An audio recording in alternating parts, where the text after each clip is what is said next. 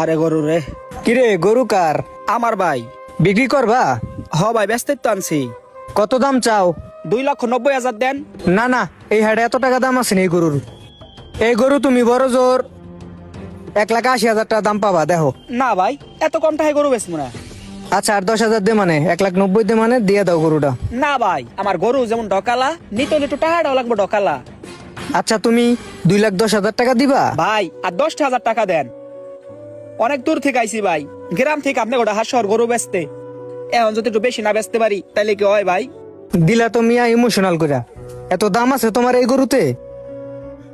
তাইলে গরুটা আমি নিয়ে গেলাম। তুমি এক কাজ করো, ওই সামনে আমার দোকান, আমার দোকানে আসো, ওইখানে বইসা তোমার সব টাকা দিয়ে দিতাছি। আসো। আচ্ছা।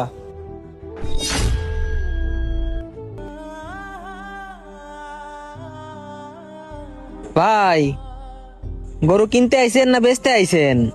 ব্যস্ত আইছি ভাই। তাই নি ভাই, গরু কি বেচা হয়েছে নি? হ ভাই, বেচা হয়ে গেছে। তা আপনার বাড়ি কই? ভাই আমার বাড়ি তো ভাই শিবচর, পদ্মার ওই পার।